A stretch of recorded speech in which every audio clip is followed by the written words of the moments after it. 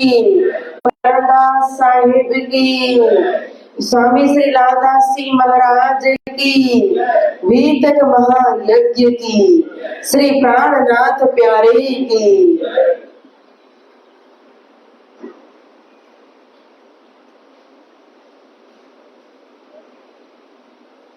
वंदो सतगुरु चरण को, करुधनी प्रेम प्रणाम। अशुभ हरण मंगल करण श्री देव चंद्र दीना। श्री प्राणनाथ निज मूलमति, श्री महराज सुना तेज कुंवर श्यामा युगन को, पल पल करो प्रणाम।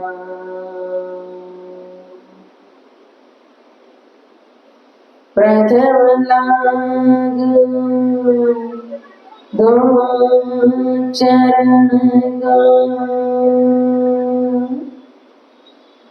नैन छुड़ैया किन,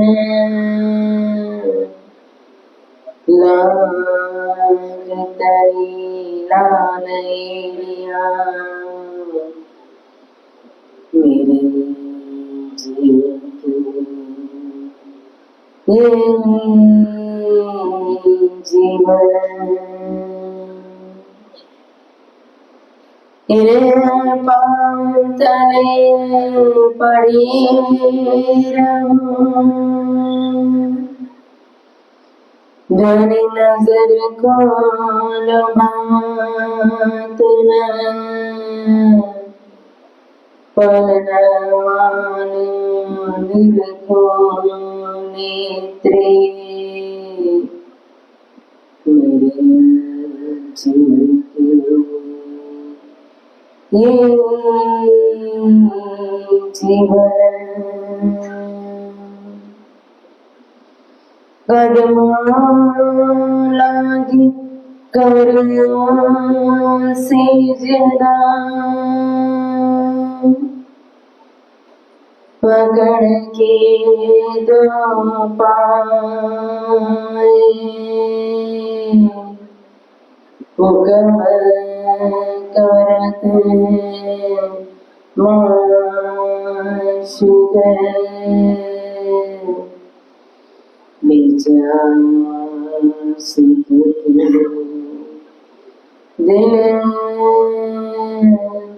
आए,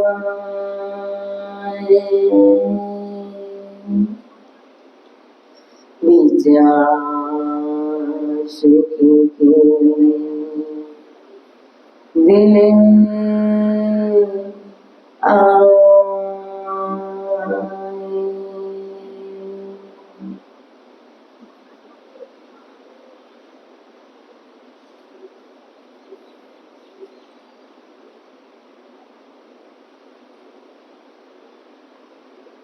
दामोदरी अक्षरातीत श्री राजसी ठाकुराणी जी, जयपुर की ये दिव्य धरती, आदर्श नगर श्री कृष्ण प्रणामी मंदिर है।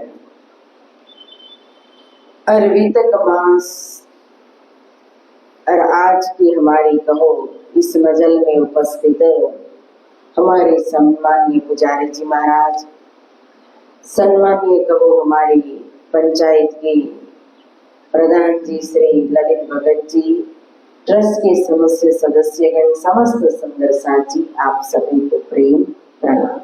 प्रणाम जी। ये सीधे निर्मल मोमिन तो है गरीब, बकरी जीता बल, पड़े बाग जो बोले ये सीधे निर्मल, ये सीधे निर्मल। बोलो श्री सदगुरु महाराज की, श्री प्राणनाथ प्यारे की, श्री बैजूराज महारानी की।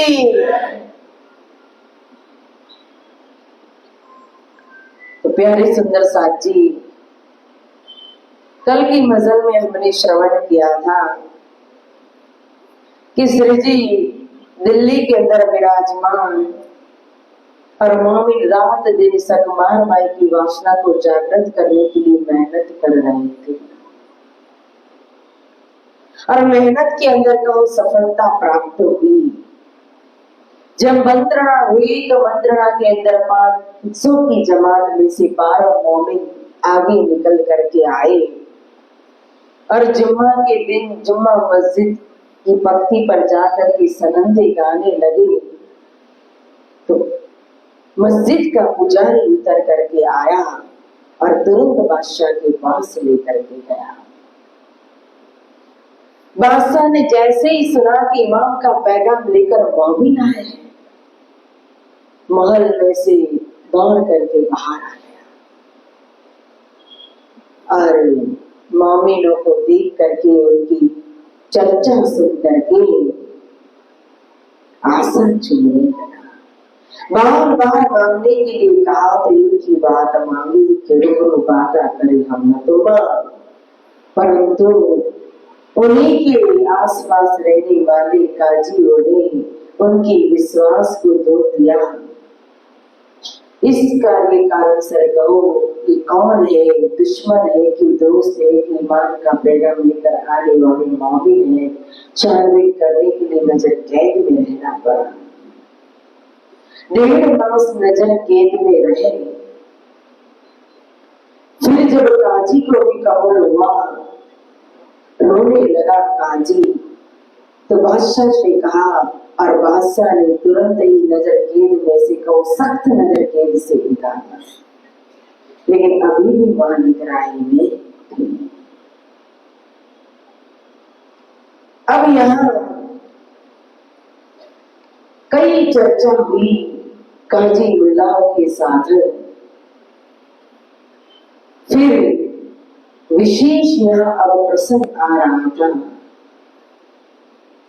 कि कभी कभी किसी के दिल के अंदर शंका होती है कि आखिर ऐसा क्यों हुआ, इतनी मेहनत मोमिनों को क्यों करनी पड़ी। अगर श्री जी जानते थे तो मोमिनों को क्यों भेजा उनके पास। तो एक ही बात है कि जो भविष्य कहा गया था उस भविष्य को सिद्ध करना था। हदीस के अंदर, कुरान के अंदर जो बात कयामत है, मतलब कि आत्म जागृति के समय की जो भविष्यवाणी थी, उस भविष्यवाणी को पूरा करना था। और दूसरी बात है कि सुकुमार बाई की वासना जागृत हो जाती तो खेल ही खत्म हो जाता। तब यहाँ मुलाकात सुल्तान की श्री राज ने जब कांची पहुंचा, उसी दिन बहुत गुस्से हुई। तब जिस दिन नजर कैद के अंदर पड़े थे मोमिन, उसी दिन की सारी खबर कामा पाड़ी में श्री जी के पास पहुंची थी। और श्री जी को जब पता चला कि इन्होंने सख्त नजर कैद में रखा, इतना ही नहीं लेकिन उनके ऊपर अत्याचार भी कर रहे हैं, यह सब करके श्री जी को बहुत ही क्रोध आया, गुस्सा आया कि मैंने अपने मोमिनों को, अपने पैगंबर को उनके पास संदेश देने के लिए भेजा था, क्योंकि इस्लाम के अंदर, उनके धर्म ग्रंथ के अंदर लिखा हुआ था इमाम का पैगाम लेकर मोमिन आएंगे। तो उनको इमाम का दर्शन हो, उनके लिए कहो तो आगे का दरवाजा खुल जाए, सबके लिए कहो तो परमात्मा प्राप्ति का मार्ग मिल जाए। यह सोच करके हमने भेजा था उनको संदेश देने के लिए, लेकिन उन्होंने मेरे मौलवियों को मारा। तो जैसा मारना पैगंबर तैसा दिन के दोस्त, जाहिरी होसी जहान में इन्हों ऊपर अफसोस। मोमिनों के प्रति अत्याचार करना, उनको मारना, उनके साथ गलत व्यवहार करना कोई सामान्य बात नहीं है। और ये मोमिन भी कौन मोमिन थे? स्वयं श्री जी ने भेजा था, इमाम ने भेजा था, मोहम्मद श्री प्राणनाथ जी ने भेजा था, उनके हुक्म से आए थे। क्या मोमिनों को मारना मतलब स्वयं पैगंबर मोहम्मद श्री प्राणनाथ जी को मारना है। इसलिए अब इनको जो सजा मिलेगी, काजियों ने अनजान में जो गुनाह किया है, इस गुनाह की जो सजा मिलेगी ना, तो इनको कोई साधारण सजा नहीं।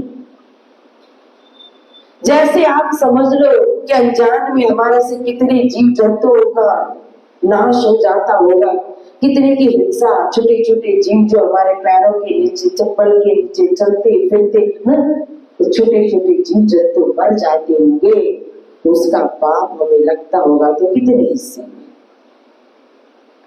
लेकिन हमने किसी बड़े प्राणी की, कहो पूजनीय प्राणी की, गाय की, आदि की हमने हत्या कर दी तो कितना पाप लगता है। तो उसके सामने भी किसी इंसान को मार देना तो कितना पाप लगता है। सभी में पाप है, लेकिन पाप के परसेंटेज अलग अलग है, तो सजा भी अलग अलग प्रकार की होती है। तो यहाँ साधारण व्यक्ति के साथ कोई गलत काम करना, उसको मारना, अत्याचार करना, उसकी सजा थोड़ी सी होगी। उससे बढ़कर के कहो तो मोमिनों को मारना वो सजा होगी, लेकिन उससे भी बढ़कर के पैगंबर को मारना, उसमें भी यहाँ तो स्वयं साक्षात सर्वश्रेष्ठ इमाम महदी, उनको मारना तो उनकी सजा कितनी बड़ी सजा, उनकी दोजख की आग कितनी बड़ी हो जाएगी। इसीलिए यहाँ कहा कि अफसोस है इन काजियों को कि इन्होंने अपने आप के ऊपर ही कहो अत्याचार किया है, उन्होंने अपने ही आत्मा का घात किया है। अगर वो चाहते तो पैगाम को स्वीकार कर लेते, स्वीकार करके इमाम के चरण में आते, और इमाम के चरण में आते तो उनका तो आत्मा का कल्याण होता, लेकिन सारे मुसलमान समाज के लिए आत्म कल्याण का मार्ग खुल जाता। लेकिन यहाँ तो स्वयं अपने दिल पर पत्थर रखा, आत्मघात किया, साथ साथ में सारे मुस्लिम समाज के लिए भी दरवाजा बंद कर दिया, पूर्ण मारेगा। और इनको जो सजा मिलेगी ना, वो मेजे मारने के बराबर अब इनको सजा मिलेगी। और जब समाज के बीच में इनका गुनाह जब जाहिर होगा, तो उस समय सभी इनके ऊपर अफसोस करेंगे, ये धिक्कार के पात्र बनेंगे, इनका मुख काला हो जाएंगे, शर्मिंदा होंगे, किसी को मुख दिखाने के लायक नहीं बनेंगे। और फिर जिनको में रद्द करो ने मायने कुरान से कहा। अगर ऐसा मन में शक है कि कयामत लिखी थी 11वीं सदी के अंदर, 12वीं सदी के अंदर, तो कयामत क्यों नहीं हुई? तो जिनको मैं रद्द करूं ना, अधिकार है स्वयं साक्षात विराजमान है, तो जो चाहे वो कर सकते हैं। तो जिन आयातों के अंदर ये कयामत का पैगाम लिखा हुआ था, उन आयातों को रद्द करने का अधिकार भी स्वयं नबी का है, उनको रोकने वाला टोकने वाला कोई नहीं है। तो उन सारी आयातों को रद्द कर दिया जिसमें 11वीं 12वीं 13वीं सदी के अंदर कयामत लिखी हुई थी। और इतना ही नहीं, यहाँ जब समाज के बीच में इनका गुनाह जाहिर होगा तो इंसान तो इनको धिक्कारेंगे, लेकिन देवी देवता फिरस्ते सभी को इनको धिक्कार देंगे कि अफसोस है इन 5 काजियों को जिन्होंने सारे इस्लाम की राह को खत्म कर दिया। रसूल अल्लाह और मेहदी इमाम, ये चारों एक ही तन है, ताको नाम इस्लाम का। ये बहुत ही महत्वपूर्ण आयत है। रसूल मोहम्मद अल्लाह और मेहदी इमाम, ये चारों एक ही तन है, ताको नाम इस्लाम का। किसी को अलग किया ही नहीं है।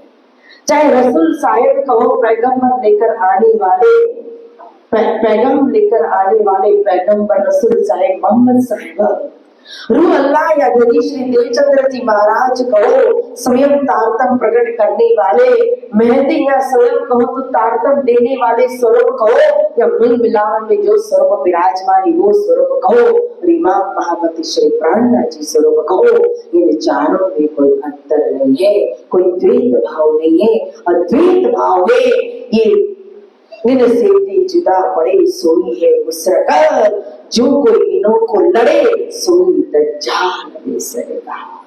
इन चारों को जो द्वैत भाव से अलग अलग करके देखेंगे ना, अलग अलग शक्ति के रूप में पहचान करेंगे ना, और अलग अलग दृष्टि रखेंगे, तो वही मुसरक यानी कि वही है नास्तिक। चारों एक ही तन, ताको नाम इस्लाम का मतलब यही है कि वही सच्चे धर्म मार्ग पर चलने वाला है, जो इस संसार के अंदर जो हमारे लिए हमें खेल दिखा करके वापस ले जाने के लिए जो 5 स्वरूप श्रीनाथ जी महाराज ने आवेश की कहो, हुक्म के कहो, या 5 स्वरूप जो यहाँ प्रकट किए, वो 5 स्वरूप मूल मिलाप में विराजमान सिंहासन पर जो है श्रीनाथ जी महाराज उन्हीं की स्वरूप है। इसलिए उनके अंदर कोई भी हम भेदभाव रख सकते नहीं है। लेकिन यहाँ सभी जाहिरी मायने लेकर इमाम मेहदी की पहचान करना चाहते थे, तो कहाँ से वो कुरान के अर्थों को कहो, हदीस के अंदर जो जो लिखी हुई बातें हैं, उनका सभी का अर्थ यहाँ तक कि कयामत तो आत्म जागृति के बदले में मौत करते थे। दज्जाल का अर्थ समझते थे, कोई जाहिरी दज्जाल आएगा और मारेगा तो हम तलवार लेकर के उसका कत्ल कर देंगे। लेकिन यहाँ कोई जाहिरी दज्जाल को जानवर के इंसान के रूप में नहीं था, उसका कत्ल कर दे। स्वयं अपने ही अंदर का कहो मायावी मन रूपी दज्जाल, अज्ञान रूपी दज्जाल, जिसको ज्ञान रूपी तलवार से खत्म करना था। तभी तो इस चौपाई के अंदर कहा ना, जो चारों को अलग करे ना, सोई है दज्जाल। क्योंकि अलग कौन करेगा? हमारा मायावी मन, हमारी अपनी अज्ञानता, हमारी अपनी स्वप्न की बुद्धि जागृत बुद्धि कभी भी अलग कर सकती नहीं है। तो यह एक सामान्य इंसान के रूप में महामती श्री प्राणनाथ जी को देखा। सूरत देखी आदमी की बिच निस्बत भी हक, तासो नया काफिल हुई लानत ऊपर सरका। तो एक साधारण व्यक्ति की तरह कहो, जब देखा तो स्वरूप की पहचान कैसे कर सकी? उनके अंदर जो रूह थी, उनके अंदर जो निस्बत थी खुदा के साथ, उस निस्बत को नहीं देखा, वो रूह को नहीं देखा। स्वयं खुदा ने अपना कार्य करने के लिए जो शक्ति भरी हुई थी स्वरूप के अंदर, वो शक्ति को नहीं देखा। इसलिए गाफिल हुई, यानी कि मूर्ख बन करके रह गए। लेकिन अफसोस हुई लानत ऊपर शक्का, सत करने के कारण कहो तो मेरे ऊपर लानत लगी, धिक्कार की पात्र बना। लेकिन जानबूझ करके कोई अपना बुरा नहीं चाहता है, कोई नरक में जाना नहीं चाहता है, कोई पाप भोगना नहीं चाहता है। लेकिन कहा ना, दज्जाल हमारा मायावी मनी हमें इस तरह की प्रेरणा देता है।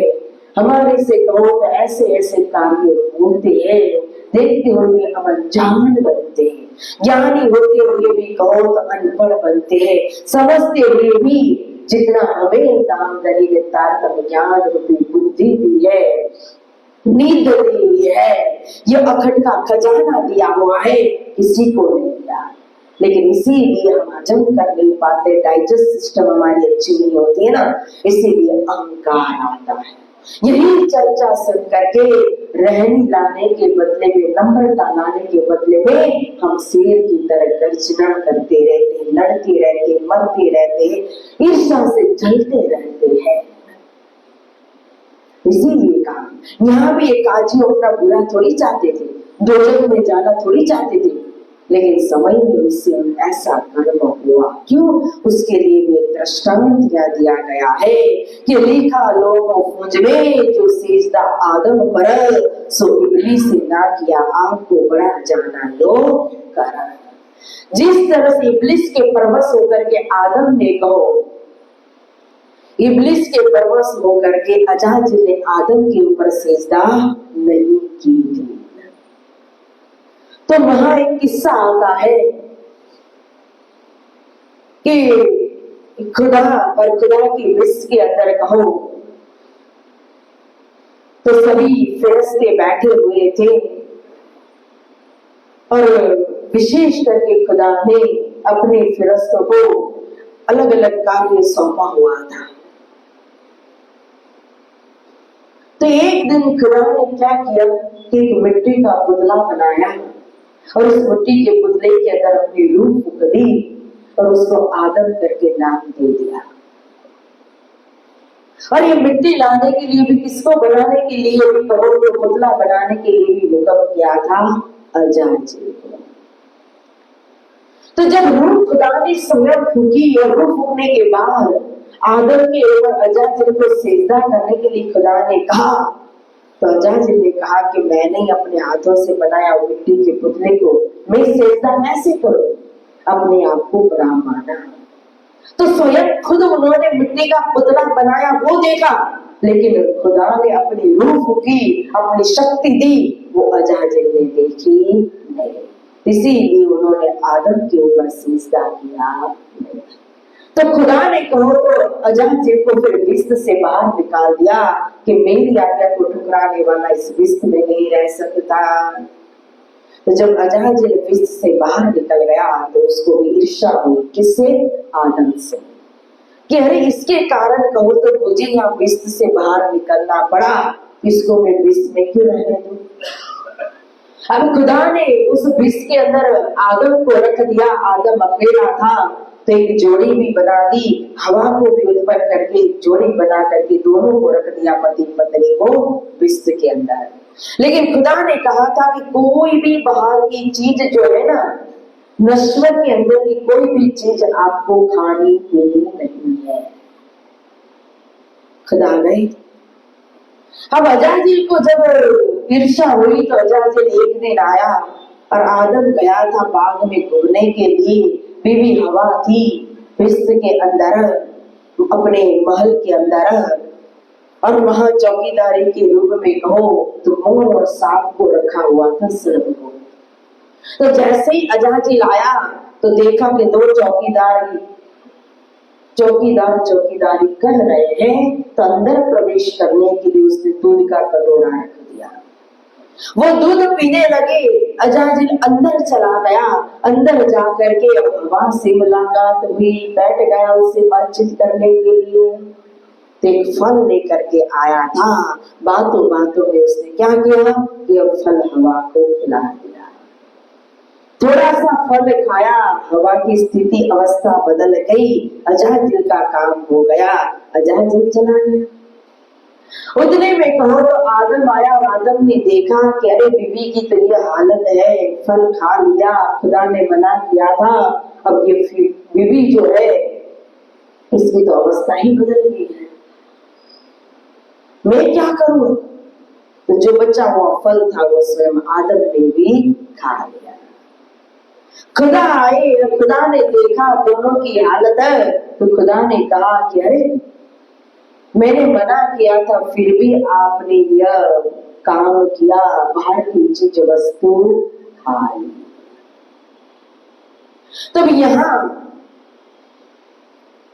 देखो कौन आदम कौन इब्लीस, सब जिमी सेजदा किया किधर, बची न दो अंगुल जिमी, सो कहा जिमी है इतना कहा। अब वहां जो जितने भी किस्से लिखे हुए हैं वो एक कहानी के रूप में है। वो यहाँ सिद्धांत के अंदर, भविष्य के अंदर सिद्ध होने के लिए, समझाने के लिए था। तो यहाँ इसीलिए लादासी महाराज यहाँ लिखते हैं कि देखो इस मंजिल में पहुंच करके कौन आदम है और कौन इब्लीस है। यहाँ इस मजल के अंदर देखेंगे तो आदम स्वयं महामती श्री प्राणनाथ जी है, और इब्लिस कहो तो हमारा स्वयं मायावी मन, काजियों का अपना ही मायावी मन है। अजाजिल जो है वो महाविष्णु है, और ये सारी सृष्टि जो है भगवान महाविष्णु के द्वारा उत्पन्न हुई है सृष्टि है। इसीलिए सृष्टि के अंदर कहो तो 2 अंगल जमीन भी बची नहीं थी। थलम विष्णु जलम विष्णु, सारी दुनिया कहो संसार भगवान विष्णु को जानता था, मानता है, पूछता है। लेकिन यहाँ जो अजाजिल का जो बेटा है ना, छोटा बेटा, उसी को इब्लिस कहा है, और इब्लिस का अर्थ है मन। तो यहाँ काजियों का मन जो इब्लिस था, इस काजियों के मन ने क्या किया, महामती श्री प्राणनाथ जी रूप आदम जो है, उस आदम के स्वरूप की, प्राणनाथ जी के स्वरूप की पहचान नहीं की। जाहिरी तन को, जाहिरी शरीर को देखा, जिन देखा मेरे वजूद को सोया बीच नासुद, जिन देखा मेरी रूह को सो पहुंचा बीच लाहुत। कहा देखो, तो अंदर से जो रूह उनकी निस्बत थी, वो शक्ति थी, वो आवेश था, वो देख नहीं पाए, तो फिर यहाँ सेजदा नहीं किया।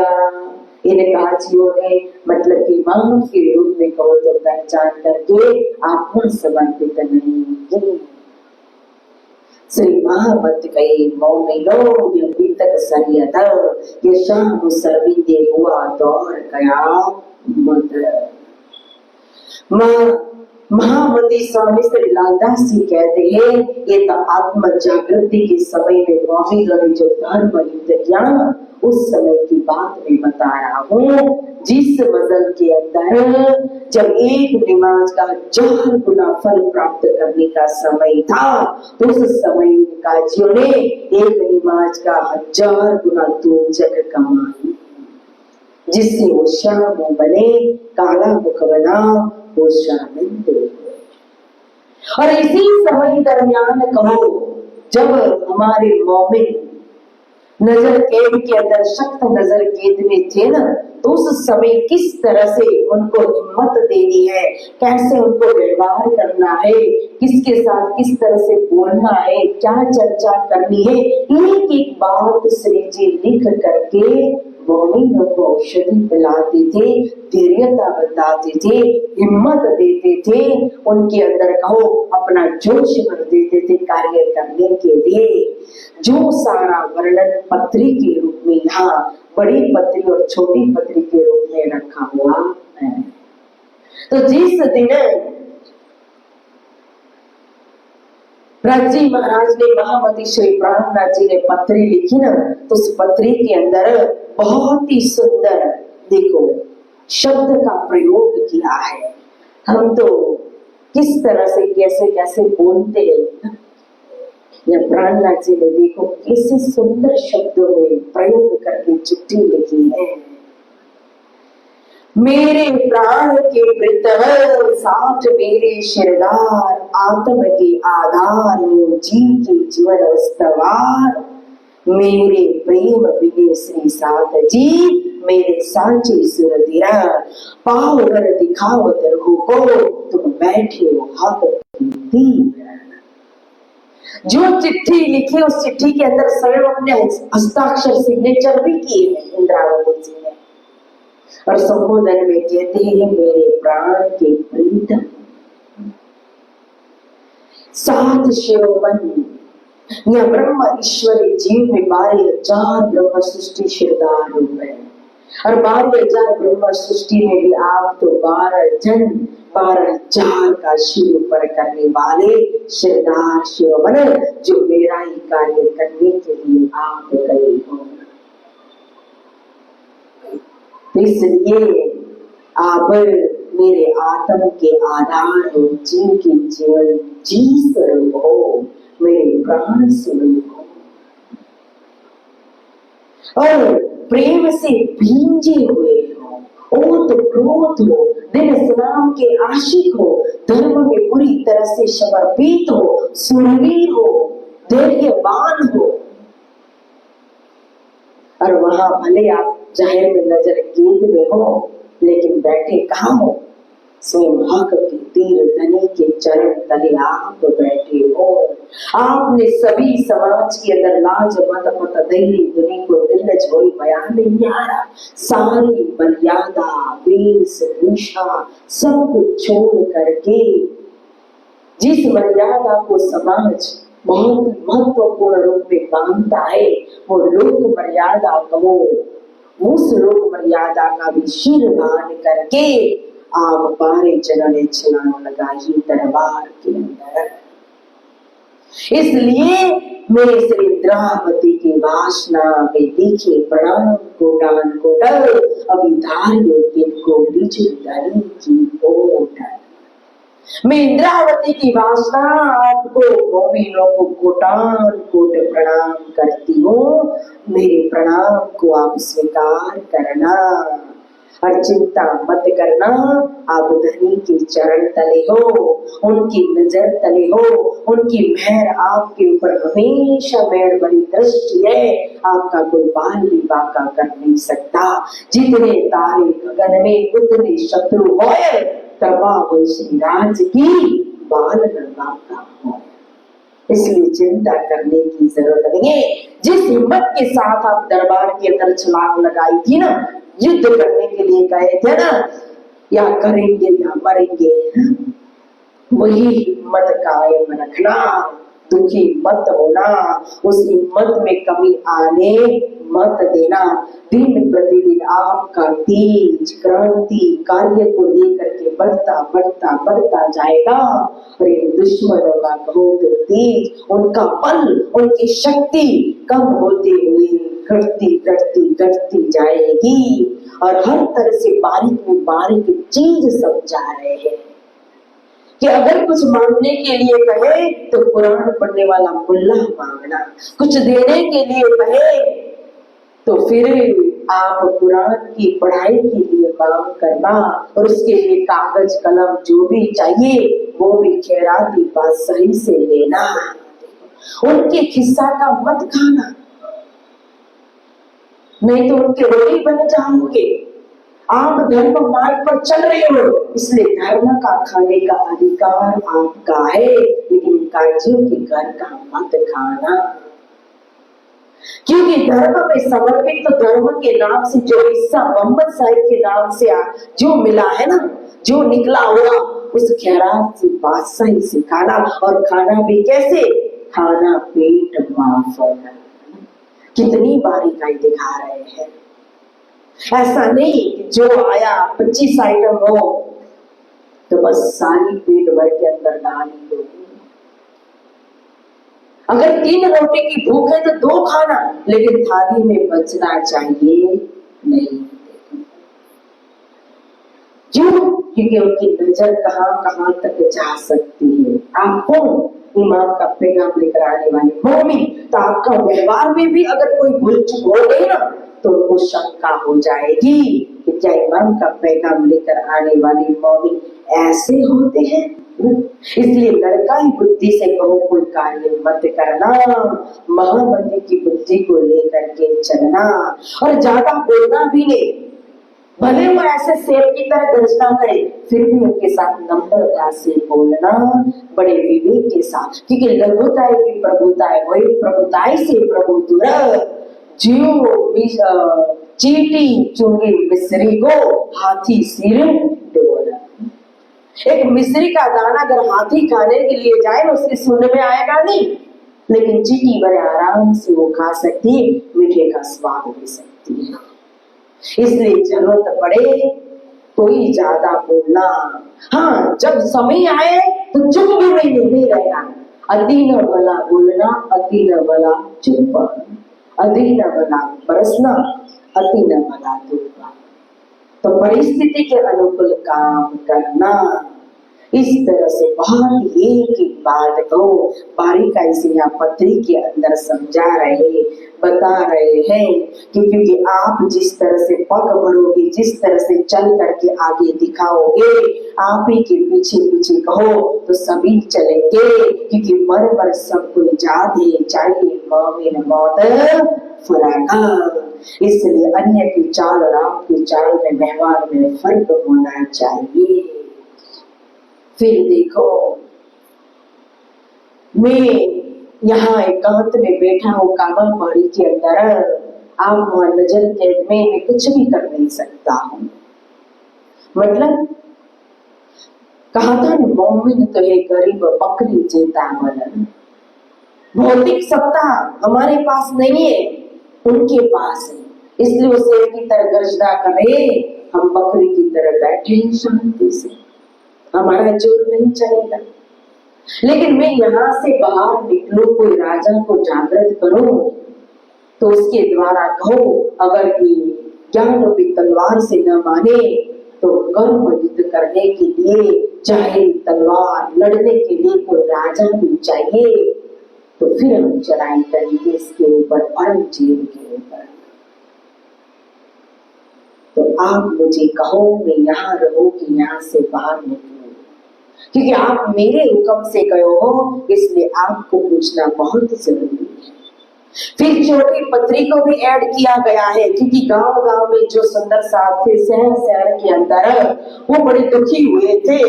एक तो उन्होंने भेष बदला था मोमिनों ने कार्य करने के लिए, तो वेशभूषा को लेकर के भी बहुत दुखी थे। तो कहा कि उनको स्वयं आप चिट्ठी लेकर के समझाना कि देखो वेशभूषा का कितना महत्व है। वेश तो कार्य विशेष कभी भी बदला जा सकता है ना। जब पुजारी पूजा में जाए तो पुजारी का वेश धारण कर लेता है, बाजार में जाए तो साधारण पैंट शर्ट भी पहन लेते हैं, भंडार में जाए तो भंडारी का वेश धारण करेगा, ऑफिस में जाओ तो ऑफिस का वेश धारण करेंगे, घर में गावन तो कार्य विशेष वेश पहना जाता है। और वेश का महत्व नहीं होता है, महत्व कार्य का होता है। देखो ना, तो यहाँ वेशभूषा से भी महत्व किसका था? ज्ञान का, कार्य का। तो हमने ज्ञान को द्वारा समझा है कि वेशभूषा, और वेशभूषा ने किसको तो किसने मान्यता दी, किसने रखा है वेशभूषा को? बड़े बड़े साधु संतों पैगंबरों ने भी कहो तो इसको ठुकरा दिया है। इतना नहीं, गीता ने तो इस शरीर के वेश को भी नकार दिया है। वासन से जिणानी यथा व्याय नमानि गुणाति नरोपरायण। इस शरीर रूपी वेश जो जीव धारण करता है, तो जीव भी तो इस शरीर रूपी वेश को छोड़ करके फिर दूसरा वस्त्र धारण कर लेता है। तो वेशभूषा का कोई महत्व नहीं है, महत्व कहो तो कार्य का है, ज्ञान का है। और हमने जो कुछ भी किया वो कार्य के लिए किया है, परिस्थिति के अनुकूल बन करके किया है। और फिर जरूरत पड़े तो उनको बुला करके ज्ञान रूपी रस्सी से बांध देना उनको, अच्छी तरह से समझा करके फिर वापस भेज देना। और जगह जगह पर इस तरह से पहले चिट्ठी लिखो और सब कुछ चिट्ठी का जवाब देना। नवतरपुरी के अंदर भी जरूर आप चिट्ठी लिखना। फिर जहां जहां से चिट्ठी आई थी ना, उस सब जगह पर कहो पोरबंदर, मडई बंदर, ठट्ठा बंदर, सूरत, खंभात, अहमदाबाद, भरूच, सब जगह पर चिट्ठी भेजना। सिद्धपुर भी, और गादीपति बिहारी जी महाराज जी को चिट्ठी भेज करके जवाब भी मांगना कि आप नाराज हो रहे हो तो मुझे बताओ कि वेशभूषा का महत्व कितना होता है। आप तारतम्य देकर के भी इतनी सीमित बुद्धि रखोगे, इतना छोटा सी दृष्टि रखोगे, तो इस ज्ञान का प्रचार प्रसार कैसे होगा, आत्मा जागृत कैसे होगी, पसर से चौदे भवन कैसे होगा। अन्य इसके अंदर लटके, तारतम्य ज्ञान वाले भी इसी के अंदर लटकेंगे, तो फिर अन्य को हम क्या कहेंगे। फिर आपने तो तारतम्य रूपी पाखर पहनी हुई है सुंदर सा जी, इसमें बिल्कुल चिंता मत करना। और आनंद मंगल की चिट्ठी लिखते रहना। फिर सबको हमारा प्रणाम, विशेष लाल बाई को हमारा प्रणाम, जो स्त्री जाति में होती हुई भी एक मर्द की तरह काम कर रही है। बाहर से एक एक रात दिन खबर देने वाली, लेने वाली, पहुंचाने वाली, जाने वाली ये लाल बाई, जो लालदास सिंह महाराज जी की धर्म पत्नी, वो भी इस धर्म युद्ध के अंदर शामिल थी। तो कहते हैं लाल बाई को भी हमारा प्रणाम कहना।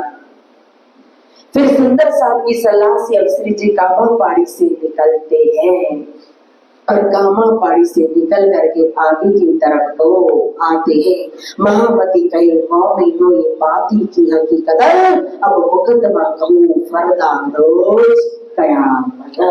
अब आत्म जागृति के अंदर किस तरह से आगे जागनी लीला हुई, उस जागनी लीला का वर्णन या महामती स्वामी श्री लालदास जी महाराज कर रहे हैं। बोलो श्री प्राणनाथ प्यारे की, श्री सद्गुरु महाराज की। अब कामा पाड़ी से निकल करके कहाँ आते हैं? राजस्थान की तरफ आते हैं। और राजस्थान के अंदर अभी जब वर्णन करते, आप लोग तैयार रहना, क्योंकि ये हमारी जिस धरती के ऊपर आज हम है, ये जयपुर की धरती, इस धरती को भी राजी महाराज ने श्री प्राणनाथ जी अपने चरण कमल से पवित्र किया हुआ है। तो कामा पाड़ी से बड़े आए बिच आमेर, दिन एक दोहा के पीछे आए साला मेर। बोला श्री प्राणनाथ प्यारे की। भाई नारियल खाओ, आवाज नहीं आई। तो कामा पाड़ी से होए आए बीच आमेर, दिन एक दोहा के पीछे आए सांगा मेर ढाले। जागनी पर्यटन में धनी कहाँ कहाँ गए और जहाँ जहाँ अपने मुबारक पवित्र चरण कमल रखा, वो धरती दिव्य बन गई। जहाँ से कामा पाड़ी से निकले तो आमेर में आए और आमेर से एक दो दिन रह करके फिर सांगानेर पहुंचते हैं। और आमेर और सांगानेर के बीच में क्या आता है? ये जयपुर। बोलो श्री प्राणनाथ प्यारे की, श्री सद्गुरु महाराज की, दाम के धनी की, श्री प्राणनाथ प्यारी की, श्री बाजीराज महारानी की, बोल बोल पंजे वाले की, बोल बोल बंगले वाले की। तो अब यहाँ आमेर और सांगानेर के बीच में इस जयपुर के अंदर भी श्री प्राणनाथ जी के चरण कमल पड़े, तो फिर जयपुर के अंदर तो उत्सव होना ही चाहिए, थोड़ी सी रौनक हो जानी चाहिए, धनी का वेलकम, उनका स्वागत करना चाहिए।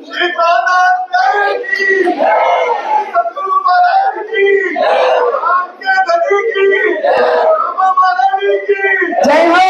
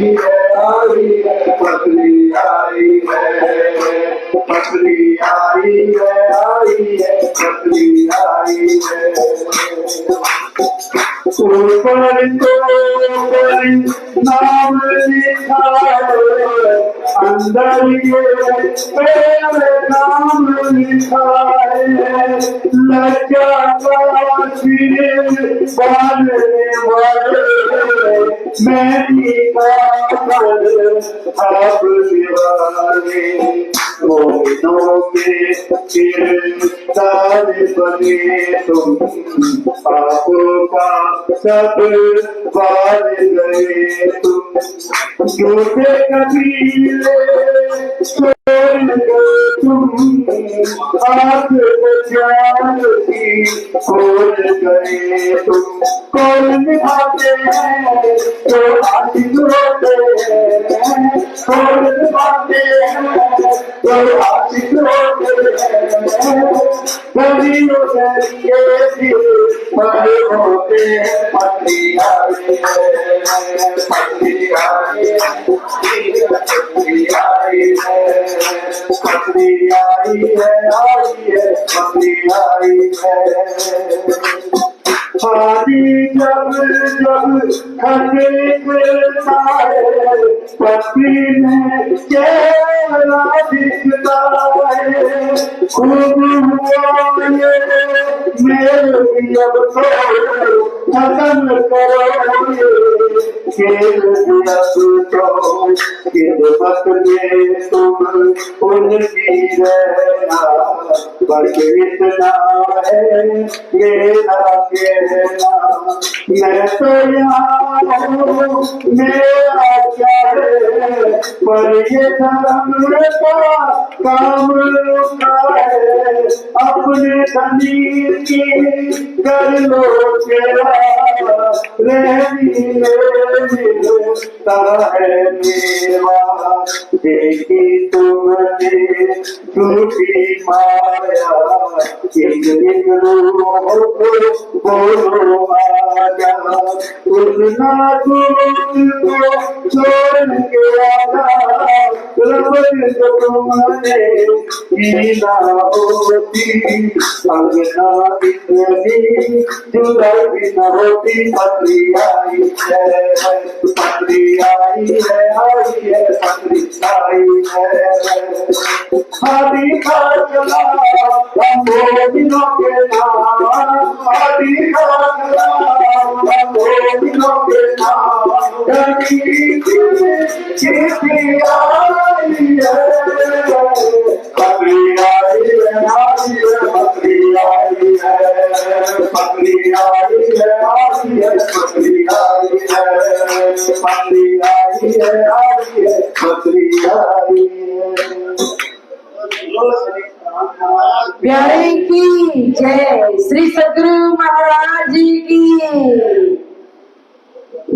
तो कामा पड़ी से होए आए बिचा मेरा, दिन एक दो के पीछे आए सांगा मेरा। श्री जी जब कामा पहाड़ी से निकल करके आमेर में आए, एक दो दिन रह करके फिर सांगानेर आते हैं। तो जो धर्म का प्रचार करने के लिए, तातम का प्रचार प्रसार करने के लिए मुकुंददास जी महाराज और भीमबाई को भेजा था दिल्ली से ही राजस्थान उदयपुर की तरफ। तो उदयपुर में मुकुंददास जी महाराज वहां विराजमान थे। उन्होंने सुना कि मोमिन जब पैगाम देने के लिए गए थे तो उस समय उनके साथ अव्यवहार हुआ, नजर कैद में पड़े, अत्याचार हुआ। इस बात से मुकुंददास जी महाराज दुखी थे और फिर उन्होंने सुना कि अब श्री जी इस समय कहो तो कामा पहाड़ी से निकल करके राजस्थान के अंदर यहाँ आमेर के अंदर आए हुए हैं, तो फिर मिलने के लिए, मुलाकात करने के लिए मुकुंददास जी उदयपुर से आमेर आते हैं। जब मुकुंददास जी आमेर में आए तो श्री जी वहां से निकल गए थे आमेर से सांगानेर जाने के लिए। तो फिर वो सांगानेर जाने के लिए फिर मुकुंददास जी महाराज फिर वहां से चलते हैं। और जब सांगानेर जा रहे थे तो सांगानेर पहुंचे तो वहां से पता चला कि यहाँ से भी निकल गए हैं आमेर की तरफ। तो वहां से वापस आ रहे थे मुकुंददास जी, तो बीच में एक पूर्ण गांव आता है और दोनों जब भाग रहे थे, आ रहे थे, तो आते आते बीच में पूर्ण गांव के अंदर उन्होंने श्री जी को एक चारपाई के ऊपर, एक खाट के ऊपर देखा। तो जैसे ही, क्योंकि इनके पास थोड़े से पैसे थे मुकुंददास जी महाराज के पास है, तो बीच में कहो तो लुटेरे जो होते थे, आदिवासी प्रजा कहो, मवाश्य जाति कहो, तो ये लोग भी जब पता चलता है कि कोई जा रहा है, मुसाफिर है, तो लुटने के लिए उनके ऊपर पीछे पड़ते थे। तो यहाँ जब जा रहे थे मुकुंददास जी, तो उस समय लुटने के लिए लुटेरे पीछे पड़े थे। तो भागते भागते कहो जाना था उनको वहां सांगानेर की तरफ, और फिर यहाँ बीच में भागते भागते पुर की तरफ गए, और पुर में फिर देखा तो महामंत्री श्री प्राणनाथ जी चारपाई के ऊपर सोए थे। तो फिर मुकुंददास जी आए और आकर के श्री जी से मुलाकात की। उतने में शेख बदल भाई भी आ गए। तो दोनों ही आकर के प्राणनाथ जी से मिलते हैं, और जब देखा श्री जी चारपाई के ऊपर है, बिल्कुल उनकी स्थिति ऐसी थी कि चलना फिरना हो नहीं सकता था। क्यों? क्योंकि 3 दिन से भूखे थे, भोजन किसी ने कराया ही नहीं था, पास में कुछ रहा नहीं था तो भोजन का प्रबंध कर सके। सेवा में सुंदर साथ थे छबिलदास जी, लेकिन उनके पास भी कोई धन नहीं था कि बाजार से सामान लाए। तब चलना फिरना हो नहीं सका, तो चारपाई के ऊपर बैठे थे श्री जी। जब शेख बदल भाई ने ये दुख भरी वितक सुनी, तो सारा पैसा जितना अपने पास था सब श्री जी के चरणों में रख दिया। मुकुंददास ने तुरंत पैसा देकर के सामान मंगाया बाजार से, और रसोई तैयार करवाई, भोजन का प्रबंध किया, और श्री प्राणनाथ जी को आरोप आते हैं। फिर सभी ने भोजन किया, आपस में बातचीत होने लगी। रात का समय हुआ, फिर श्री जी के साथ मुकुंददास जी बैठते बातचीत करने के लिए। तो मुकुंददास के मन में विचार आया कि देखो कि श्री जी के दिल के अंदर क्या है। अब तो जरूर उस औरंगजेब की तरफ देखेंगे नहीं, क्योंकि हमारे मोमिनों के साथ बहुत गलत हुआ है। तो दिल की बात जानने के लिए बातचीत कर रहे थे, लेकिन देखा श्री जी के अंदर तो और जोश आया सुन करके कि अब तो मैं कोई भी अन्य उपाय करके भी बादशाह के ऊपर चढ़ाई करूंगा, उसको छोड़ूंगा नहीं। फिर सलाह की कि अब मुझे क्या करना चाहिए। मुकुंददास जी महाराज ने कहा कि मेरी इच्छा है कि पास में जरगा पंथी का गांव है, मैं वहां प्रचार प्रसार करने के लिए जाऊं, वहां बहुत ही संख्या में जागनी हो सकती है। तो श्री जी ने कहा आप वहीं जाइए। तो मुकुंददास जी फिर वहां से निकल गए जाने के लिए उस जरगा पंथी के गांव में। तो बीच में भील जाति पीछे पड़ गए, क्योंकि मुकुंददास ने अभी सारे पैसे दिए नहीं थे, अभी भी उनकी कमर में कुछ पैसे थे। तो ये भील जाति पैसे लेने के लिए, लूटने के लिए पीछे पड़ी। तो जाना तो जरगा पंथी के गांव में, और दौड़ते दौड़ते जान बचाते हुए भागते हुए मुकुंददास जी पहुंच गए उदयपुर वापस। अब उदयपुर के अंदर आए, उदयपुर में लादू मसानी से मुलाकात हुई, और लादू मसानी से बातचीत करते हैं, चर्चा करते हैं, समझाते हैं, और बातों बातों में श्री जी साहेब जी की बात की, क्योंकि चिंता थी मुकुंददास जी को कि ऐसा पुरमंडल गांव जहाँ कोई पूछने वाला नहीं, भूखे थे 3 दिन से। तो यहाँ मुकुंददास ने लादू मसानी से कहा कि अरे हमारे जो गुरु जी है, सदगुरु है, वो स्वयं प्राणनाथ है, वो निष्कलंक बुद्ध अवतार है। एक बार अपने घर में उनकी पधरावनी कीजिए, उनके दर्शन कीजिए, उनके श्रीमुख से चर्चा सुने, अपनी आत्मा जागृति कीजिए। तो प्रशंसा को सुन करके लादू मसानी को भी इच्छा हो गई। उन्होंने कहा कि लीजिए पैसा, और मेरे बदले में आप जाइए और उनको लेकर के आइए, और उनके साथ जितनी भी जमात सुंदर साथ आएंगे मैं सारा प्रबंध करूंगा, कोई चिंता करने की जरूरत नहीं है। तो मुकुंददास जी वापस आए श्री जी के पास, और आकर के श्री जी को संदेश देते हैं।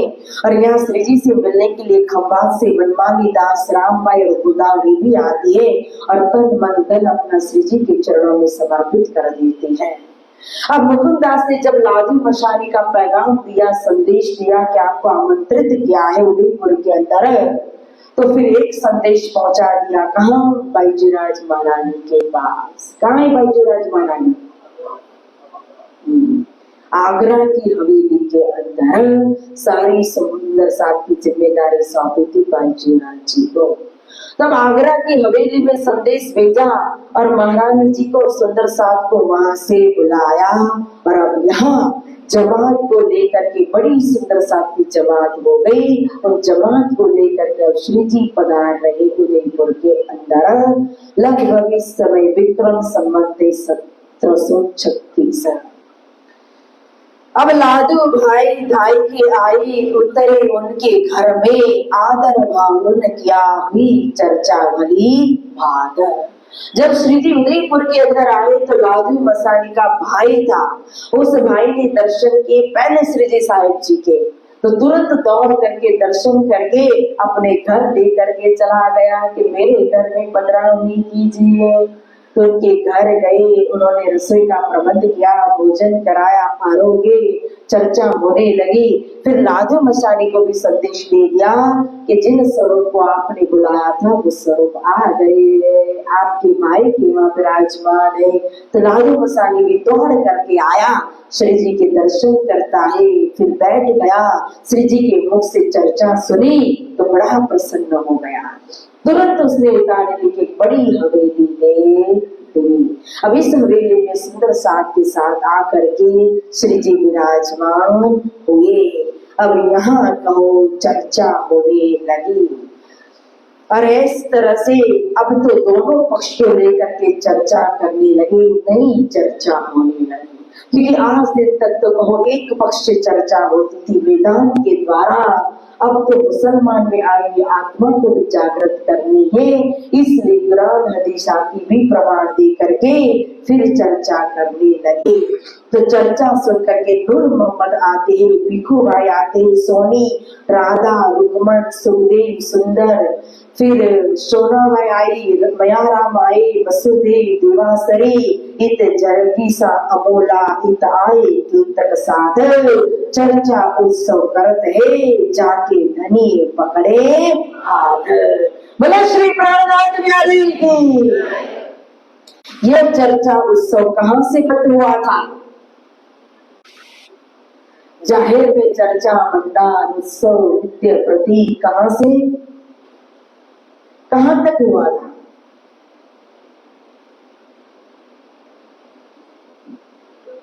पीछे की याद रखेंगे तो फिर अगले साल क्या सुनेंगे हम? इसलिए राजी महाराज की लीला भी अच्छी है, भूल जाएंगे तो इस सुनने के लिए बैठेंगे ना। सब कुछ आएगा तो हम ब्रह्मश्मी हो जाएंगे फिर। मेहरता तक ही तो हुआ था और मेहरता के बाद तो दिल्ली में आए तो एक एक हवेली बदलते बदलते और सारी जमात तो आगरा की हवेली में रखी हुई थी। एकांत में काम कर रहे थे कुछ सुंदर साहब को लेकर के, जाहिर में वह चर्चा मंडान हो नहीं पाता था, एकांत में ही चर्चा होती थी। अब वो जाहिरी चर्चा मंडान फिर यहाँ शुरू हुआ उदयपुर के अंदर।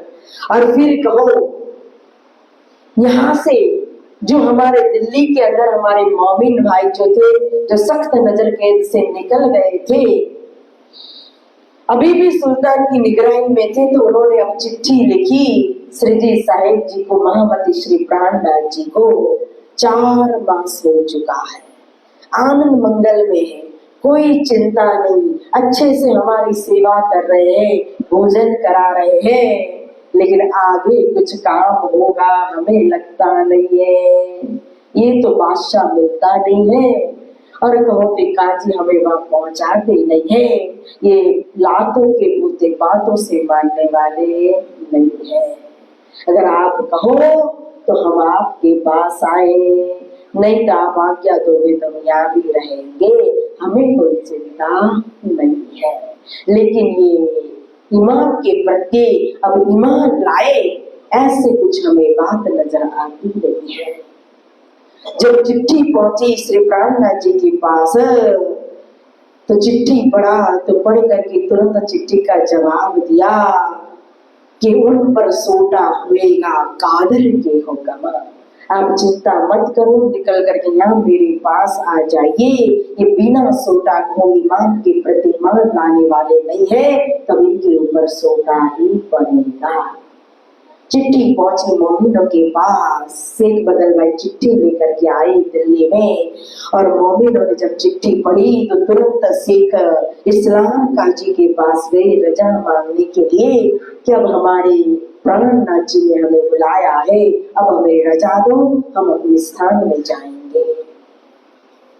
काजी ने कहा कि आप मेरे हुक्म से नहीं, बादशाह ने आपको रखा है, इसलिए मैं आज्ञा दे नहीं सकता जाने की, लेकिन हाँ बादशाह से आपको रजा दिला सकता हूँ मैं। लेकिन आज मेरा कोई काम है, आप एक दिन के बाद आना।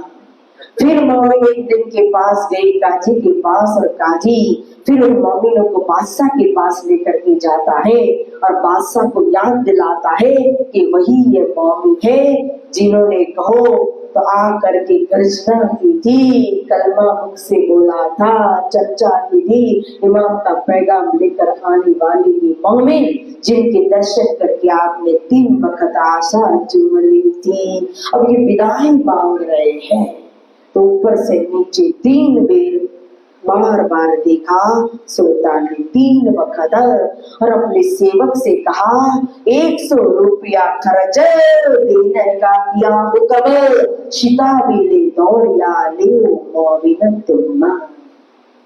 अपने सिपाही से सेवक से कहा कि अंदर जाकर के भेंट लेकर के आओ 100 रुपया। उस समय के 100 रुपया है, 400 साल पहले के ना। तो कहा 100 रुपया लेकर के आओ। सिपाही तुरंत 100 रुपया लेकर के आया और मोमिनों को दिया कि सुल्तान की तरफ से भेंट है। अब सुल्तान ने आपको भेंट भी दी और यहाँ से जाने की रजा भी सुल्तान ने दे दी है। बड़े खुश हुए मोमिन नजर कैद से निकल करके अब दिल्ली के अंदर बैठे। मोमिनों को देख करके सुंदर साथ भी खुश हुए, प्रसन्न हुए। अब घर घर में मोमिनों की पधरावनी हुई कि आपने तो कहो कयामत की आत्म जागृति की लड़ाई धर्म युद्ध किया है, आप तो स्वयं को इस युद्ध के अंदर विजय प्राप्त करके आए हो। मोमिन इमाम के लश्कर के रूप में आप जाहिर हो चुके हो। जिसके एरिया में बैठ करके हम बातचीत करने के लिए डरते थे, जो हमारे से कहो तो मुख देखना भी पसंद नहीं कर रहे थे, आज उनके ही घर में बैठ करके इमाम मेहदी के नाम का झंडा गाड़ करके आप आए हो। तो आप हमारे घर को भी पवित्र कीजिए, आपकी मुबारक हमारे घर में पढ़ने चाहिए। घर में मोमिनों की पधरावनी हुई। फिर वहां से आते हैं उदयपुर। आए पहुंची उदयपुर, मुलाकात करी श्री राज, भेष बदल शामिल भये इस्लाम के काज। अब यह मौलवी देश में थे अभी तक, अब स्वयं अपना वेश वापस वास्तविक वेश हिंदू वेश पहन करके फिर जमात के बीच में शामिल हो गए और अपने कार्यों में सेवा में लग गए। इस समय आने वाले थे हमारे स्वामी श्री लालदास जी महाराज, भीम भाई, श्यामल दास जी, खिमाई भाई, चिंतामणि भाई, गरीबदास, लाल भाई, फिर श्याम बाई उनकी बेटी है श्याम बाई, और राम राय उनके दामाद है लालदास जी महाराज जी के। ये सभी आए इस समय उदयपुर में और धनी के चरण पकड़ करके उनके दर्शन करके फिर जमात में शामिल होकर के सेवा करने लगे। अब यहाँ इन समय उदयपुर में बड़ा भया चर्चा का पूरे दर्शन राज का होई, बड़ा रोशन हुआ जमुना। चारों ओर चर्चा की बात फैल गई, तो चारों ओर से कहो तो लोग चर्चा सुनने के लिए आने लगे और आकर के धर्म में शामिल हो रहे हैं। आया आहेर साथ आहेर का आया, और जो मोटी बाई मश्करी राज से करी, खुशखबरी राज सो पाई। बोले श्री प्राणनाथ प्यारे की। अब आहेर पास में गांव था, वहां के सुंदर साथ की भी जागरी हुई। उसमें एक मोटी बाई आई। मोटी बाई ना शरीर से थोड़ी मोटी थी, तो फिर उसका नाम ही पड़ गया मोटी बाई। अब आई श्री जी से कहो तो बैठ करके चर्चा सुनी, अद्योपांत उसने जान लिया। मूल मिलावा से ब्रज रास जागरी और सारी हकीकत जाति ब्रह्मांड के अंदर भी उदयपुर तक की वितक। और जानने के बाद तो मोटी बाई बोलने लगी, मशकरी करने लगी कि हे धनी, खेल किसने देखा? हमने देखा कि आपने देखा? किसने देखा?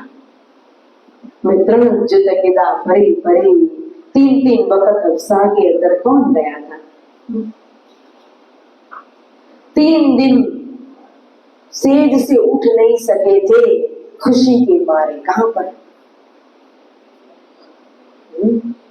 कौन सी हवेली? और 3 दिन अभी अभी प्रसंग आया कि भूख के मारे कहा एकांत में बैठना पड़ा कामा पहाड़ी में। स्वयं कहती है खेल किसने देखा? हम तो बड़े आराम से मेवा मिठाई पकवान खा रहे थे। तो खेल तो हमारे बदले में स्वयं हमारे धनी, दुख तो उन्होंने उठाया ना। अब आगे देखो मंदोसर की मजा, टुकड़ा मांगना पड़ेगा। कल ही आएगा प्रसंग मंदसौर का,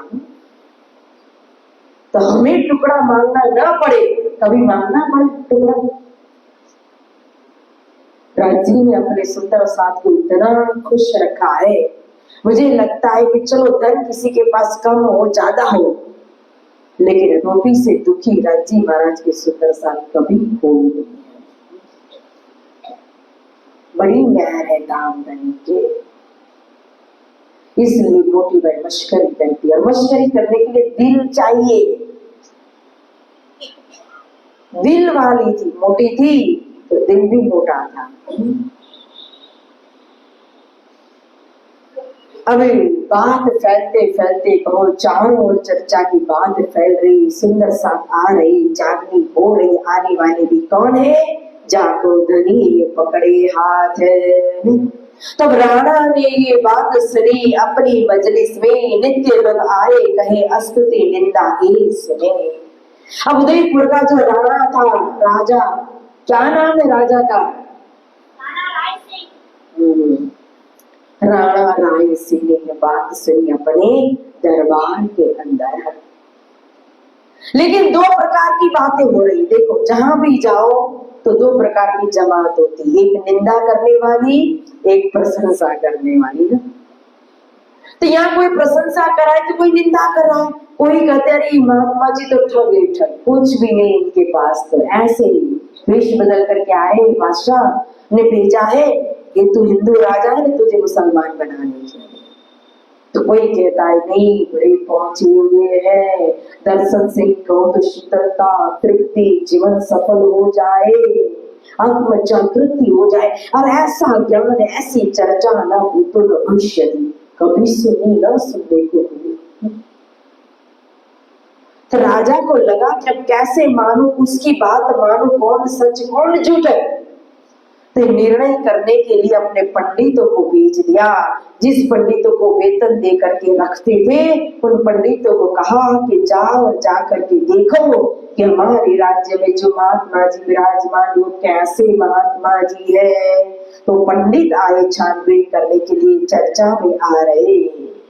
तो लालदास जी महाराज कहते हे ये तो आए पेटार्थू, इन्होंने ही कामावत, देखी तो चर्चा बड़ी, क्या जवाब दोगे तुम?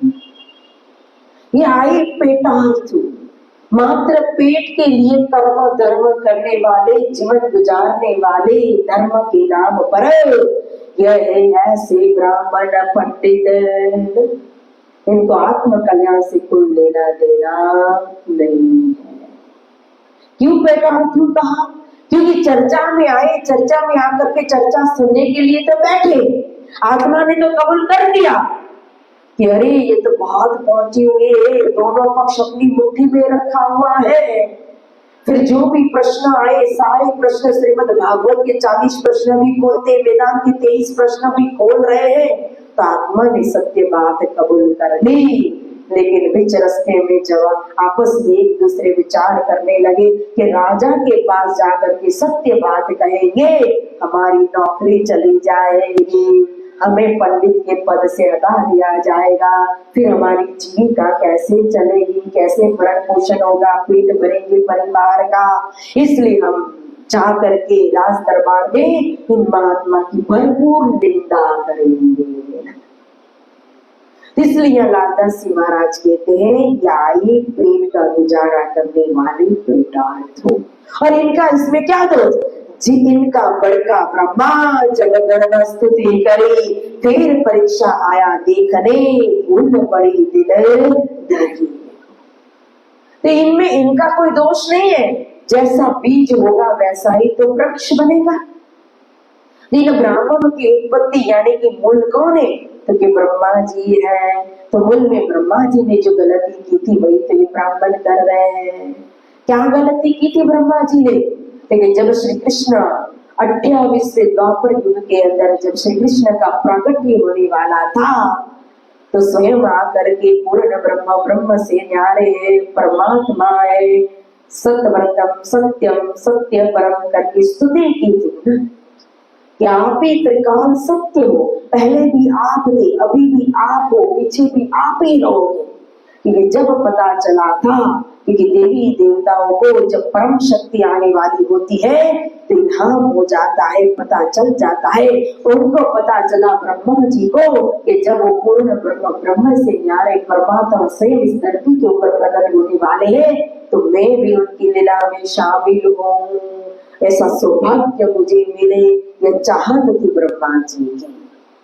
तो जब प्रकट होने वाले थे तो उस समय आकर के कारागृह के अंदर मथुरा के कंस के कारागृह में वंदना की, स्तुति की। और जैसे ही वह श्री कृष्ण बाहर आकर के फिर गोकुल के अंदर लीला करने लगे ना, तो फिर परीक्षा लेने के लिए आ गए थे ब्रह्मा जी कि वह ब्रह्म परमात्मा रहा करके देखा बाल बाल के साथ खेल रहे हैं, एक दूसरे चूठन खा रहे हैं और धूली धूल राग श्रृंगार ऐसा श्रृंगार देख करके कहा कि ऐसे कोई परमात्मा होते, ब्रह्म होते सृष्टि के। तो फिर नारद जी ने कहा कि ब्रह्म की पहचान तो शक्ति से होती है पिताजी, आपने क्या देखा, जाएगी वेशभूषा। तो फिर आए परीक्षा लेने के लिए, तो ग्वाल बाल खेल रहे थे ना, तो खेल रहे हुए ग्वाल बालों को ले जा करके अपने ब्रह्म धाम में छिपा दिया, गुफा में छिपा दिया। फिर आए आकर के फिर दूसरी बकत तो कईयों को, बछड़ा को भी ले गए, उनको भी छिपा दिया। श्री कृष्ण ने विचार किया कि न बछड़े दिखाई देते, न ग्वाल बाल दिखाई देते, कहाँ गए?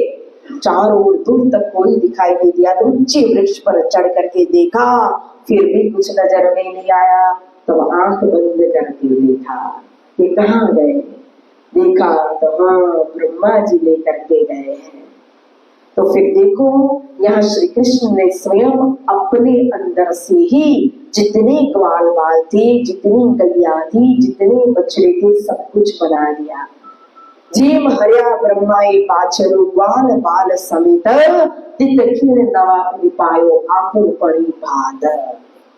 जैसी रूप के, जैसी अवस्था के थे, उसी प्रकार से फिर यहाँ बन करके लीला कर रहे हैं। किसी को कुछ पता ही नहीं चला। कुछ समय के बाद ब्रह्मा जी जब आए देखने के लिए कि क्या हाल चाल है गोकुल के अंदर, इतने सारे ग्वाल बाल तो मैंने छिपा दिए। और आकर के देखा तो वही ग्वाल बाल तो यहाँ खेल रहे थे, गैये भी चर रही, बछड़े भी है, सब कुछ कृष्ण भी है। तो फिर ब्रह्मा जी ने पहचान कर ली कि यह तो स्वयं परमात्मा की स्वरूप है। या ब्रह्मा जी को पहचान करने की जरूरत नहीं थी, लेकिन ब्रह्मा जी ने किसको, हमें पहचान कराई कि ये स्वयं सृष्टि के परमात्मा है। लीला में शामिल होना था ना, तो उनकी इच्छा भी कहो तो श्री कृष्ण ने पूरी की, या लीला में शामिल हुए। कई रूप धारण किए कृष्ण ने।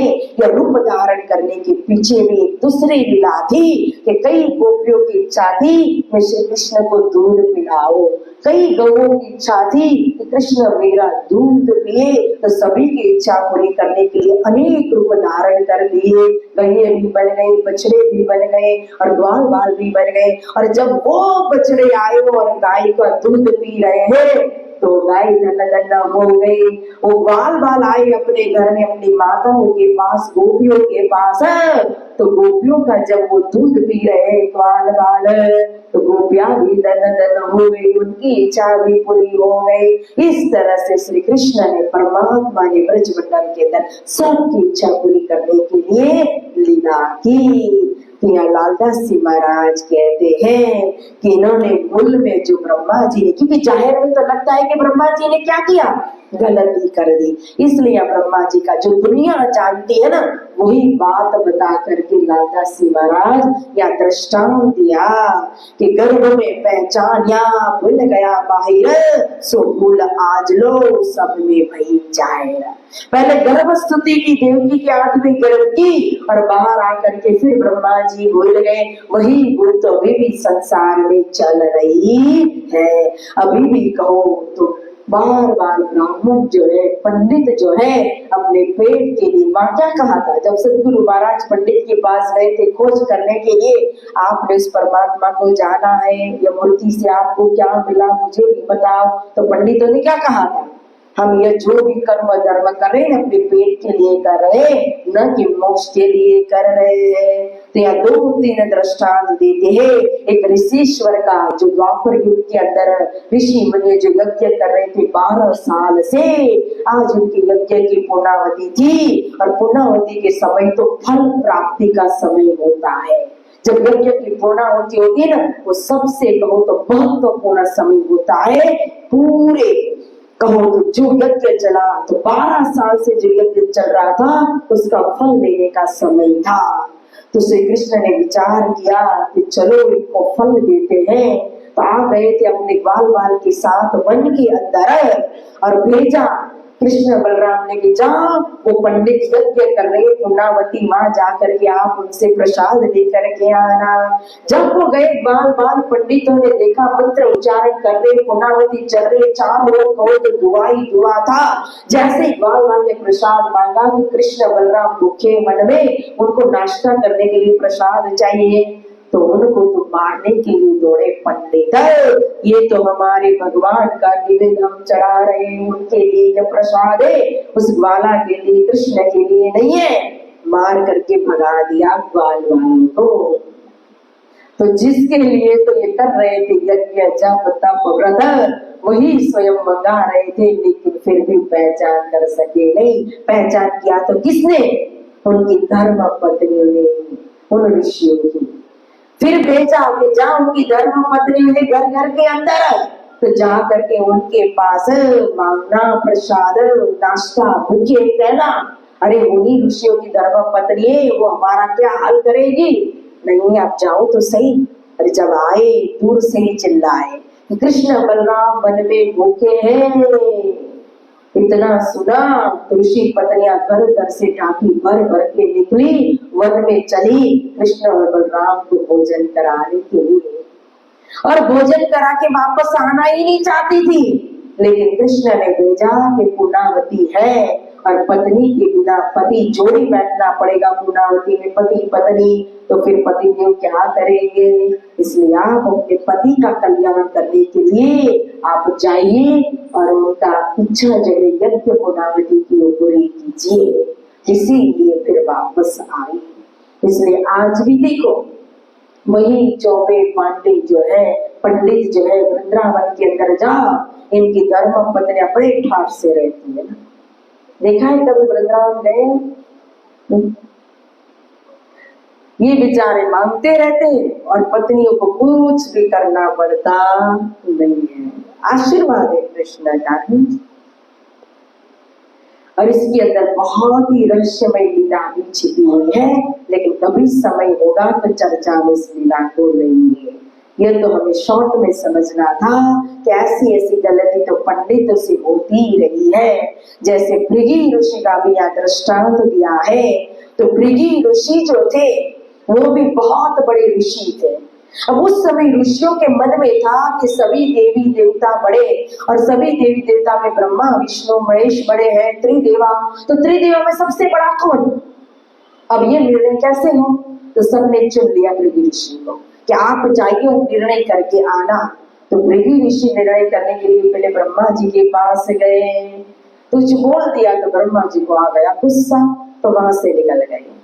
फिर कैलाश के अंदर गए भगवान शिव के पास, तो उनको भी कुछ बोल दिया, उनको भी क्रोध आ गया, फिटकारा, और वहां से भी भृगु ऋषि निकल गए। फिर वैकुंठ लोक के अंदर आए, और वैकुंठ के अंदर कहो भगवान स्वयं लक्ष्मी जी के साथ सोए हुए थे, और आकर के एक ही साथ भृगु ऋषि ने सोए हुए भगवान की छाती में लात मारी। लक्ष्मी जी उठ गए, भगवान उठ गए, और उठ करके भृगु ऋषि के चरण पकड़ लिए। क्या है? मेरी ये पत्थर समान वज्र जैसी छाती और आपके चरण कोमल कोमल नरम नरम, आपको लगा तो नहीं? भृगु ऋषि पानी पानी हो गए। क्या है? मैंने मारा आकर के भगवान को लात मारा, और भगवान क्रोध करने के बदले में बड़े प्रेम से तो जो क्रोध चढ़ाया था ना वो भी शांत कर दिया। तो बड़े कौन हुए? भगवान विष्णु। लेकिन ऋषि मुनि ने जब आकर के सारी बात बताई तो सभी ऋषि चिल्लाए, गुस्सा किया भृगु ऋषि के ऊपर। कह रहे भृगु ऋषि, हमें आपको निर्णय करने के लिए भेजा था, लेकिन निर्णय करने का तरीका भी यही होता है क्या कि सोए भगवान की छाती में लात मारना? धिक्कार है आपको। तो जो गलती वो करते आए वही उनके वंशज कर रहे हैं। तो यहाँ ब्राह्मणों ने आत्मा ने तो कबूल कर लिया कि यही सच्चे है महात्मा जी, इनके पास सब कुछ है, लेकिन कह रहे हैं कि हम तो राणा के पास जाकर के निंदा करेंगे, और आकर के निंदा करने लगे कि इन जाए राणे आगे लगे निंदा करने, हे वैरागी किसी न काम के कबू न देखे ये वैरागी कोई काम के नहीं महात्मा जी, इनके पास कुछ भी नहीं, इनका तो मुख भी नहीं देखना चाहिए, इनके पास चर्चा सुनने के लिए नहीं जाना चाहिए। राजा ने भी मान लिया कि राजा का अंकुर ही ऐसा, नहीं तो खुद भी तो आ सकता था और आकर की चर्चा सुन सकता था, लेकिन भेजे तो अपने पंडित, और पंडितों की बात पर ही विश्वास कर लिया, सत्य बात उसने देखी नहीं। तो इस तरह से यहाँ चर्चा होने लगी। अब यहाँ इस समय कहो तो श्री जी तालाब के पास भी एक हवेली ली हुई है, और वहां भी बैठ करके चर्चा करते हैं कि सुंदर साथ की जागनी हो। एक दिन तालाब की हवेली पर राणा आता है, जाहिर में एक भंडारा दिया उसने कि हिंदू राजा, हिंदू महात्मा, इतनी बड़ी जमा, तो मुझे एक भंडारा भी देना चाहिए, नहीं तो मेरी नाक कट जाएगी। तो भंडारे के लिए सबको आमंत्रित किया, पंगत बैठ गई भोजन करने के लिए, सभी बैठे, थाली परोस ली भोजन में। लेकिन अब रिवाज था कि जब तक लंगर देने वाले आकर के प्रणाम न करे तब तक संत जमी कैसे। तब राणा को बुलाया तो राणा तो आया ही नहीं पास में, पंडितों ने भड़का दिया था उनको। तो फिर दूर से घोड़े के ऊपर बैठ करके राणा चारों ओर परिक्रमा लगाते हुए कहता है, जीवो संतो जीवो। इतना राजा का अंकुर, और राजा चला गया। भले श्री प्राणनाथ प्यारे की। अब यहाँ रात दिन चर्चा उत्सव हो रहा है, सुंदर साथ की जागनी भी हो रही है, लेकिन एक लीला और हुई यहाँ। साथ के अवगुणों का भी हिसाब लेने लगे श्री प्राणनाथ जी। सूरत से साथ तो चले, सब कुछ छोड़ करके चले, या तो ले करके भी परिवार को चले, लेकिन फिर भी अभी तो अवगुण पास में है। कहते हैं आगे पता है कि किस चीज की जरूरत पड़ेगी, इसीलिए उदयपुर के अंदर ही केस बदला है कि त्रिगुण तुम्हारे खिलौने, तुम वो साथ सही है ना। तुम शिरका हो, शिरोमन हो, किसकी जमात हो? अंतिम पैगंबर की जमात। तो बनी इसराइल की जमात को किस तरह से चलना चाहिए, उसी तरह से ना अब आपकी वेशभूषा भी होनी चाहिए। तो भेष बदलाई सबन की, शरणी पहनाई कानन, और साज सब फकीरी, सो दिया हाथ मौन। सबके भेष बदल दिए, श्री जी ने स्वयं फकीरी भेष धारण कर लिया, और पुरुष भाई जितने भी थे सबको फिर फकीरी भेष एक एक दे दिया, और जो जो सामग्री पहनने के लिए थी वो भी सबको दे दी।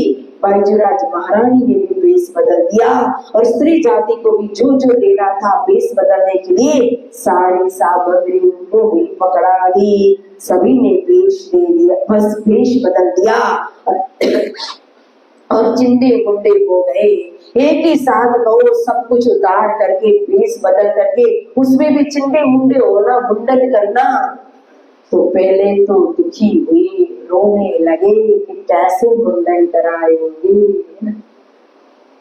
लेकिन फिर उसके बाद रोए धोए राजी भये, नाच कूद हुए खुशाल, ताड़े अपने औगण ले जबराइल संग हाल। बोले श्री प्राणनाथ प्यारे की।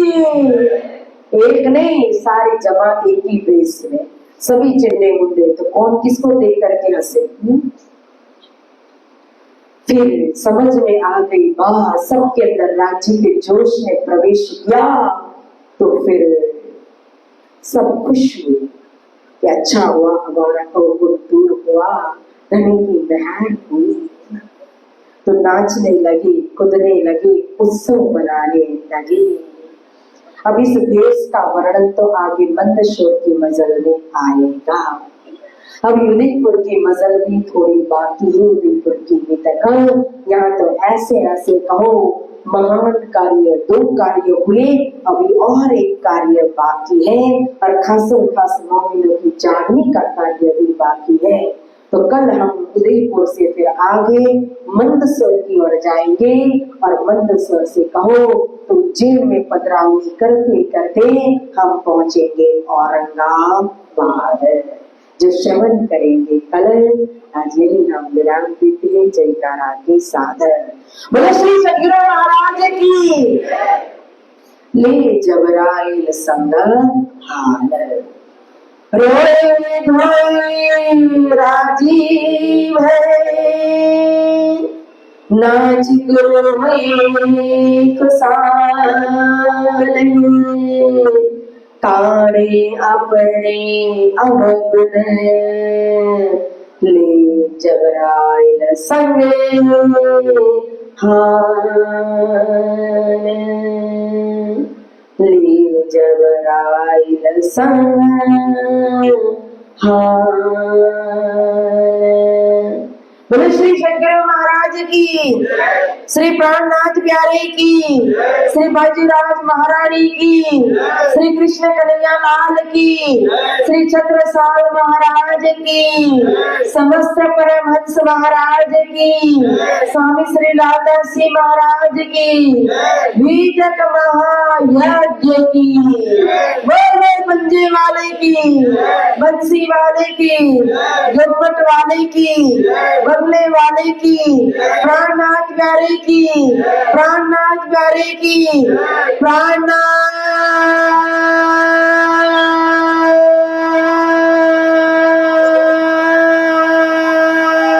प्यारे की। बहुत बहुत धन्यवाद, प्रणाम जी। श्री राम श्री भाई श्री महाराज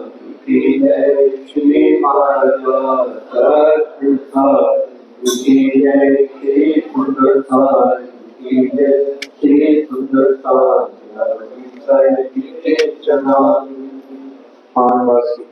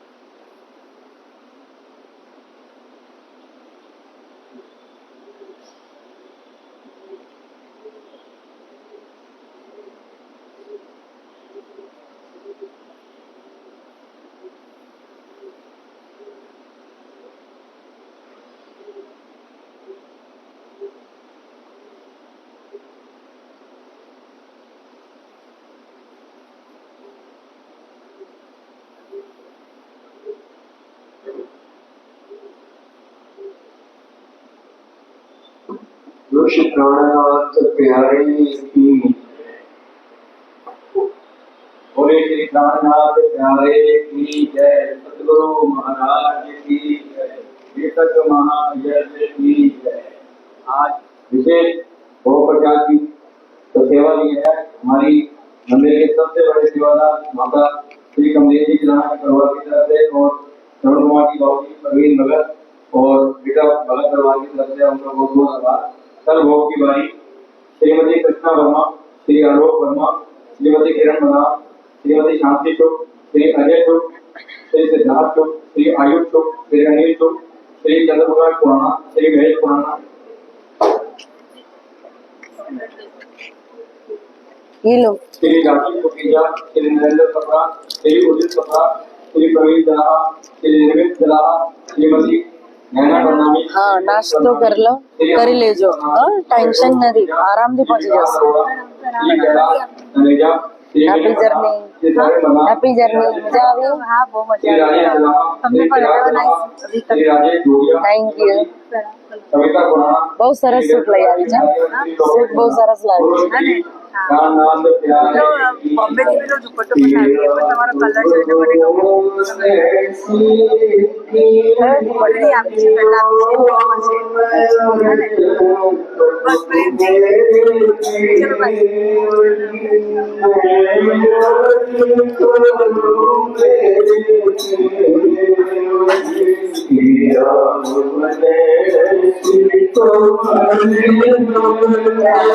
हैप्पी जर्नी। आराम थी કારણ કે 12:30 ની ફ્લાઇટ છે। અરે 10:30 से નીકળવું અને કોઈ ટેન્શન કારણ કે અહીંયા ટ્રાફિક અને અહીંયા નજીક છે એરપોર્ટ અને નાનું છે અહીંયા નાનું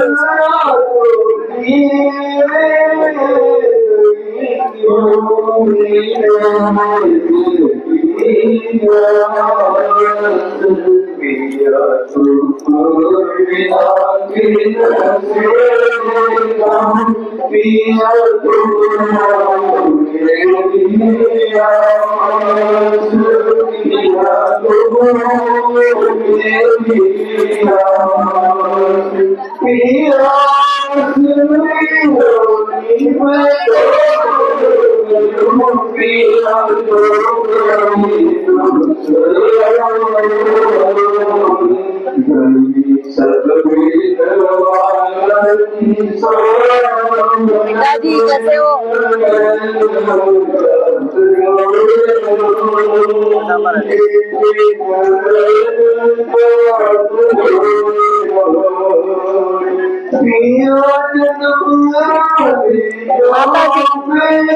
माता जी